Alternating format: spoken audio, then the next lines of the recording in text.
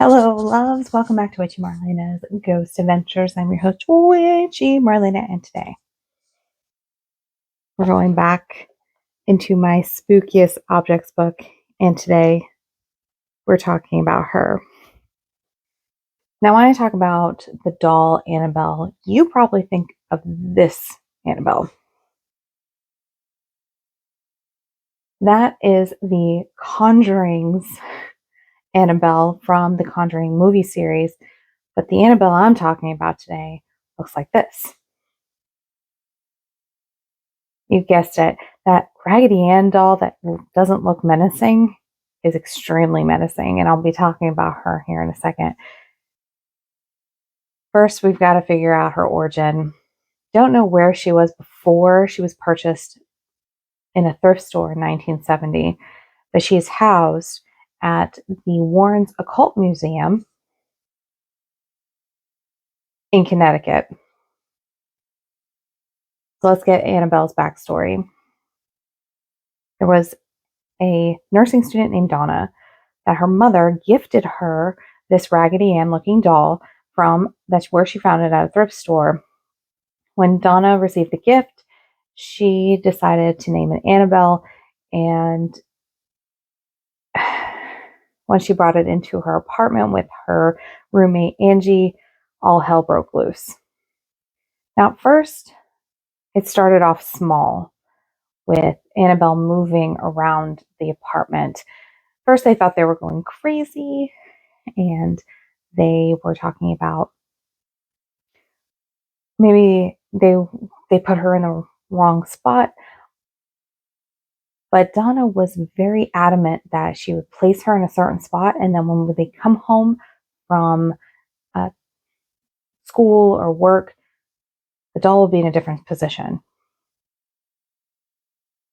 Case in point, Annabelle would be found standing on her hind legs near the dining room table, which for this type of doll is nearly impossible. She would shift from one room to the next. She would have her arms crossed like this. Again, very impossible for Raggedy Ann doll to do that. And later on, Donna and Angie started finding little notes that would say, "Help me," or "Help Lou." Lou is their best friend. He would come over for dinner and movie nights and that sort of thing. And there was one instance when they all were in the living room watching television, and everyone heard a crash in Donna's room. So, of course, Lou goes in to investigate. Now, when he doesn't go into the room right away, he opens up the door and kind of does a scan, and he sees Annabelle on the bed. So then he goes inside and he kind of looks around, and then when he gets back to the corner near the door, Annabelle's sitting on a chair in the corner, which he knew that Annabelle was on the bed, and now she's over here, and he's like, what's going on? And then all of a sudden he screams in pain. The girls run in, go, "What's the matter?" And they look at his chest, because he's like, "My chest is burning." He had 7 claw marks across his chest. The girls didn't know what to do. They're like, "You're gonna have to go to the hospital." And he's like, "What am I gonna tell them? Some random unforeseen entity scratched me? No, I'm not gonna do that." Fortunately for Lou, the scratch marks went away about 24 hours later. But because that, Lou had horrible nightmares of this doll trying to kill him. He wasn't getting enough rest. Every time he went into the home, something happened to him, like an unforeseen force tried to choke him, and he was like, it's tripping him out. So the girls at this point were like, "All right, let's bring in a medium." They bring in a medium, and the medium says that the doll is a host for a 7-year-old girl named Annabelle Hagen, whom passed away on the land that their apartment building was built upon, and the murder was never solved. So the girls are like, "Oh, well, It's okay. She can stay. Once they agreed that the little girl can stay in Annabelle, this is where activity ramped up even more. And in this case, Donna and Angie were having nightmares of their own, and the activity for Annabelle moving around ramped up even more. And they're like, okay, we're done. We need some sort of spiritual assistance. So they call in Father Hagen. And the Father Hagen he didn't do exorcisms. And so he wanted to have an expert of this. So he also called in Father Cook to scope out the doll in their apartment and seeing what they can do. Well, Father Cook, he said, no, we're going to need the professionals. So he in turn calls Ed and Lorraine Warren, and they come in. Lorraine tells the girls that Annabelle is possessed by a demon and that the demon is looking for a human host, and either her, Angie, or Lou would get seriously hurt and possibly die. So they remove Annabelle from the apartment. The clergy, Father Cook and Hagen, bless the home. And on the way home, Ed and Lorraine Warren and Annabelle are all in the car.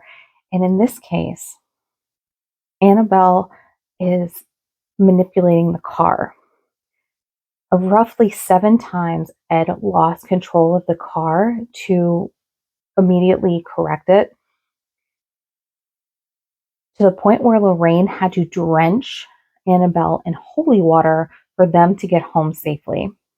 Now, once they got home, Ed put Annabelle on his desk and was trying to figure out what to do with her. And he pans over and she's levitating off of his desk. Now, this isn't the first time that Annabelle has levitated on his desk, but the last time she did, she fell to the ground. And once she fell, she was done. She didn't levitate again. But just like Donna and Angie, Annabelle started roaming. And she was moving all around the house. And Lorraine were like, nope, we're not doing this. They call in their priest, Father Bradford, to see what the next step is for this doll. How do we get the demon out? Okay.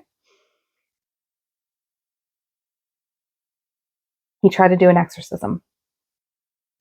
Once Father Bradford left after the attempted exorcism, he was in an almost fatal car accident where his brakes faulted in a busy intersection. Now, at that point, Ed and Lorraine figured out that they're going to have to enclose Annabelle and keep her under lock and key, which they did in a special designed casing. I bet you money it was blessed. I bet you money there's holy water all inside. There's a lot of fortifications, because after Annabelle was locked and keyed into this lovely, lovely shelf, activity ceased. Now, there was one instance after she was housed in her little case where a young couple came in to the occult museum, and you can tell that he was a little bit skeptical and started taunting Annabelle in her cage or in her case, saying that, come get me, you're not real, just being very, very hateful to Annabelle. When Ed heard him, he immediately moved this gentleman and his girlfriend off the premises, forbid them to come back.